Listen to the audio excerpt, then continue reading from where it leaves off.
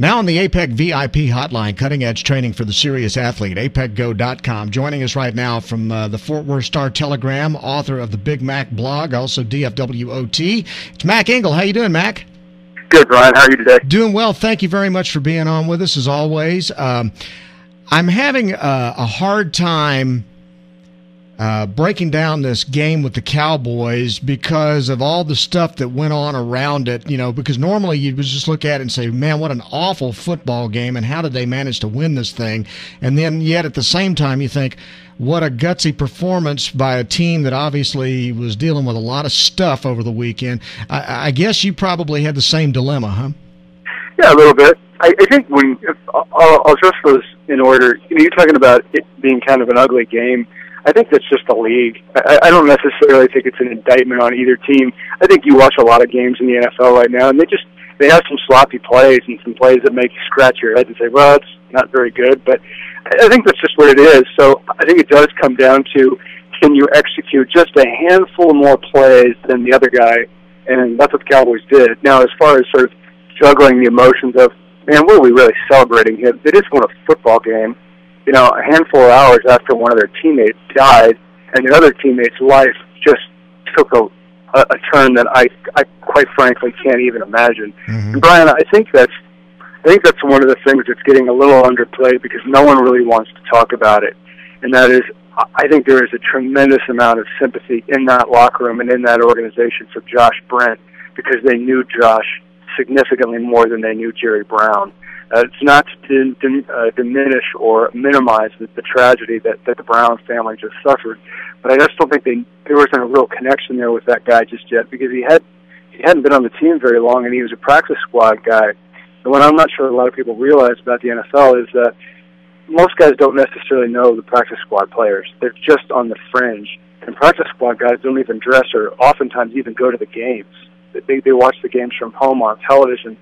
So while there's a sadness there that somebody that they went to work with tragically died, I think there's a tremendous amount of introspection at what Josh Brent's going through because, A, they knew Josh, and I would be willing to bet a lot of people looked at themselves in the mirror and say, wait a minute, I know I have gone driving too fast when I've had too much to drink and nothing happened. Mm-hmm.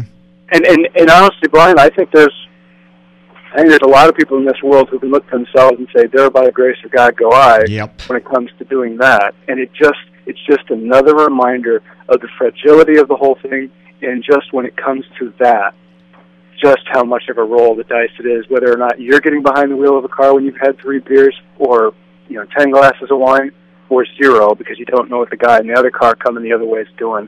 So I think all those things kind of play into it. And at the end of it, you got to play a football game, which you and I both know is fun to follow. But in the grand scheme of life, it's not the end of the world. What happened this weekend to the Cowboys and to one guy in specific was. Yeah, with Brent, I was listening to the radio broadcast while I watched the telecast yesterday, and obviously Brad Sham and Laufenberg know more about this team, and apparently Brent is a popular guy, and I'm sure that plays into it too. That this was a guy that was probably very well liked, and his life is ruined. In that moment, his life is ruined. I mean, he got behind the wheel of a car, and because of that, his best friend's dead. And he's probably looking at pretty lengthy jail time because of it. So just like you said, in the the snap of a fingers, his life is ruined. Pretty much, and you don't know what it's going to look like on the other side. You would think that he's obviously going to do some time. You'd think he's obviously going to have to. I don't know how this is going to look. The other guys in the NFL, and the one that springs to mind was Dante Stallworth. Mm-hmm. And you remember Dante Stallworth a few years ago was drunk driving, and he hit a guy in the street and he killed him. Yeah. And Dante came back. Now, he did some time, but he came back and played a little bit. I'm guessing with Josh, that would not surprise me if that's what happens. But I think that the thing that's so tough for Josh is that he and Jerry Brown were really tight. Yeah. And they've been teammates at Illinois, and that was a good friend. And what's hard is that for those of us who did talk to Josh, hey, Josh Brent's not dead. I mean, we're talking about him, and I'm guilty of this too. We're talking about him in the past tense. He's not dead. His life, however, has changed in a way that I would never even want to fathom. Mm-mm. And, you know, he's a really nice guy and very professional. And, you know, this certainly isn't going to define him, I hope. But to move forward with something like this for the foreseeable future, I just can't imagine it. Yeah, it's terrible, terrible stuff. In the midst of all this, and I hate to even talk about this in the midst of all the other stuff that's going on, but Jason Garrett's getting a lot of praise today for the way he handled this whole situation. Now, I wanted to get your take on how you thought he performed from the announcement to his team to his post-game press conference yesterday. I thought both Jason Garrett and Tony Romo were the best they've been since they've been Cowboys. I think Jason Garrett was sincere. I think he was professional. I think he offered perspective. I thought he was exceptionally compassionate, and he also did his job. I mean, that was his job. I mean, he had to do his job. There was no other choice but to go out and do your job, and he did it really well. Now, I know there are some times when people say, well, he could have just quit, or he wasn't going to do that. He wasn't just going to stop living and go. None of those people were going to just stop living and go, hide. They weren't going to do that. But I think the hard part about it is focusing and concentration. And it did not appear to me that the Cowboys, with the exception of Bryan when he lost his cool on the sidelines and dog-cussed Andre Smith of the Bengals, I think other than that, I thought that was the embodiment of leadership. And the thing I wanted to say about Romo was, I remember this so clearly, when the Cowboys season ended in 2008, Romo was asked, and they'd just gotten their brains kicked in by the Eagles in Philadelphia, and Romo was bad, and the Cowboys missed the playoffs. And Romo said, if this is the worst thing that ever happens to me, I'll have a pretty good life. And he got roasted for it, even though it was the truth. It was the total truth. Like, yeah, okay, you're right. It was more like there was a time and place element, and he failed it. He didn't recognize it. He can't say that. Well, yesterday, he's using the same logic, and it fit perfectly. And you're like, yeah, that is the time to say that. You really celebrate a win when the guy just died. And I thought they were both really, really good. And I think the fan bases and the employees with the Dallas Cowboys should be really, really proud of being associated with those two guys. And just about everybody involved, because given the set of circumstances, I think they did about as well as it could be expected. And again, it sounds so trivial now, but we're talking about a team now that's just still not a good football team, and yet they are 7-6. And I just scratch my head and wonder how. How good or how bad?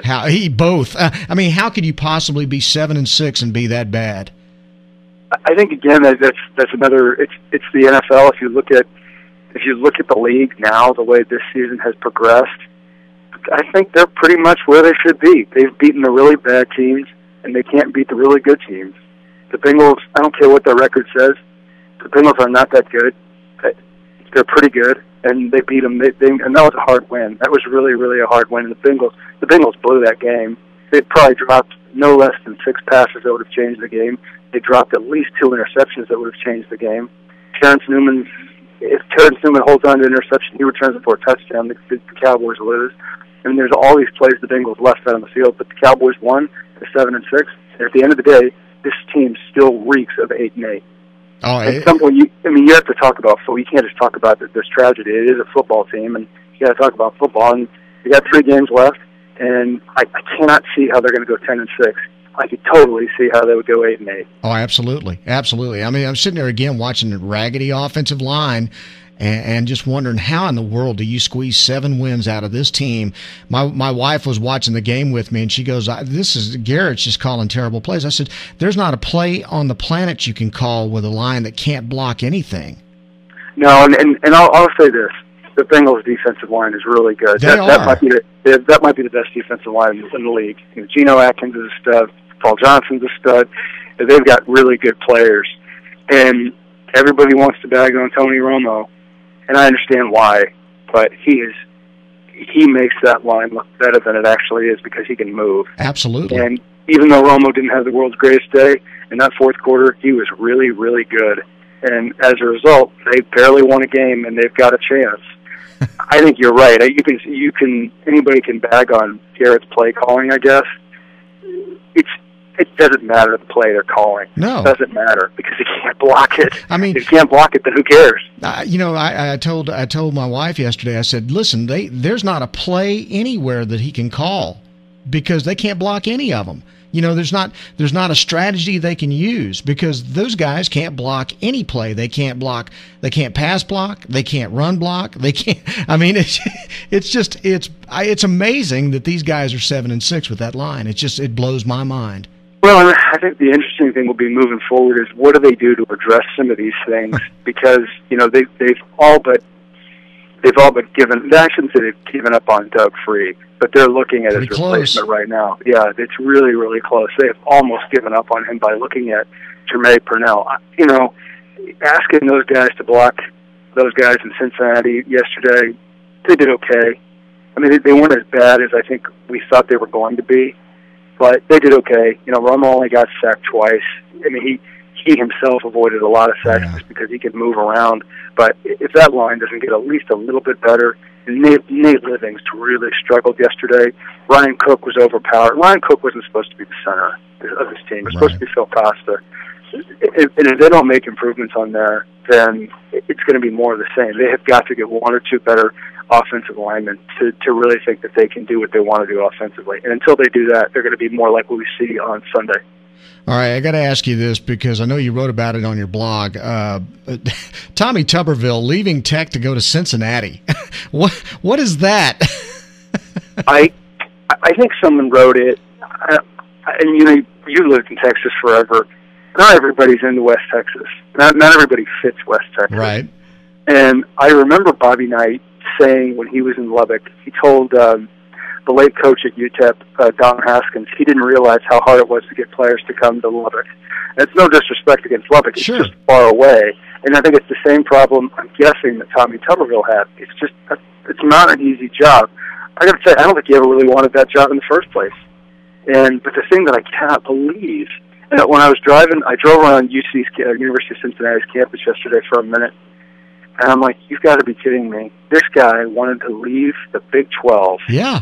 A decent Big 12 job that will support him for a Big East job, in a Big East that barely looks like it's in the BCS anymore.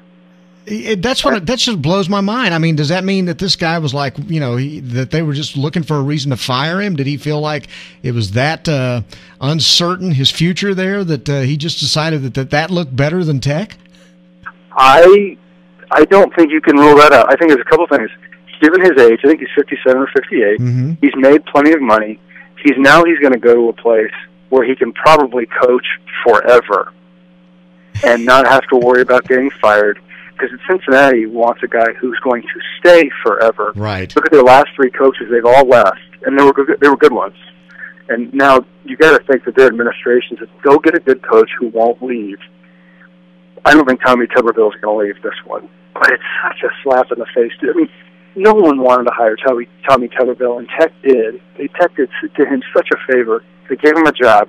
Then he turns around and says goodbye, and I gave him an extension when he didn't deserve one. They gave him all this money. Now he leaves them high and dry. And that's why I know I'm getting ripped for it, but if I'm Texas Tech, I call Butch Davis or I call Bobby Petrino. Really? You really want to make, yeah, absolutely I would. I know those guys have serious baggage, and Tech's had problems with some of those guys in the past, like Billy Clyde, the basketball coach. Yep. They just had fired. But I mean, like I know they're talking about Cliff Kingsbury at A&M and things like that, and I'm sure Sonny Dykes would have wanted that job had he not taken the Cal job earlier, although from what I read, Sonny really wanted to live in the Bay Area, not that I can blame him. Yeah, really. If I'm Tech, I want a guy who's going to be grateful and proves he can win. And Petrino should be grateful, and Butch Davis should be grateful, and those guys will win. I would at least make the phone call, because now you're going to be back in the same position of, okay, we're going to roll the dice on this assistant who's never worn the whistle before, and hope it works out. Yeah, and they got to do something to save face, because that makes that job look really, really bad that Tommy Tuberville didn't want to stay there. It's terrible. I mean, and And I think the other thing too, Tommy was in kind of a hard spot when he was following Mike Leach. Yeah, very. And I don't think a lot of people wanted him. No, I mean, I just don't think a lot of people wanted him. No, you're absolutely right. I mean, there's still a lot of anger in Tech over that whole deal. So I don't think anybody could have walked in and united the base, But who would you hire? Oh man, I thought Kingsbury only because he was a Leach disciple. He's played at Tech. He's got some connections there. Petrino, boy. Man, I'd rather. Honestly, Butch would be a good idea. I think Butch Davis is a terrific coach, and I think that he would be good for Tech. I think he'd be a better fit than Petrino, but because I just wouldn't touch Petrino right now. But then again, like you said, Tech's they got to do something that's gonna make a splash and get them back on the radar, and make it look like a big time job again because they took a big hit this weekend perception wise. I think. Do you think Art Briles has made Baylor into a better job than Tech? Yes. Honestly, I do. But the thing about it is they've got bigger, more fan support in Tech. I mean, those people love their football, and the people who live there love it. They love Lubbock. And Briles likes Lubbock too. But I think he's got such a good situation at Baylor right now that to leave within the conference might not be a good thing. I don't think he was going to do it. I know the Tech people would love to. Oh, they'd eat that. Anybody would be thrilled to hire Art Briles right now. Yeah, and I think it would be a great move if they could do it. I don't think they can do it. That's why I think they needed to do something. But I also understand from the administration standpoint, to take on Butch or to take on Petrino would be. It's such a risk, man. I mean, you've had so much trouble, and to go there again would be really dicey. But they weren't afraid to take on Bob Knight, and he was worth $1 billion in publicity because they were on television more as a basketball program with him there than they'd ever been. See, and that's a great point. It's one of those deals where if you take on, and the other thing too is if you hire Butch or hire Bobby Petrino, you're going to get them on the cheap. Oh, yeah. I mean, relatively speaking. I don't know. I mean, I can understand why anybody would say, no, stay away from those guys. But I'm also saying from a fan base perspective, where you've been flirting with 7-6 and 8-5 and all this crap, you want a guy can go in there and win games. Exactly. And those guys have done it in hard jobs. That North Carolina job was Matt. He cheated his butt off. He was living on John Blake's recruits. But at the same time, Butch has won. Yes. And I think Butch gets it. He's from this part of the country. I think he would take that job. He's already turned down. He doesn't want the FIU job. No. And I think Tech would be a job he'd want to do. It just comes down to the administration if they want to take the risk of a headache like that. Crazy stuff. Mac, thank you very much. Enjoy your time with your family while you're up there, and we really appreciate you coming on today, buddy. Good. All right. Anytime. Thanks a lot. Have a great week. You too, buddy. All right, Mac Engel from the Fort Worth Star-Telegram on Bryan Houston Sports Radio Live on 99.3 Talk FM.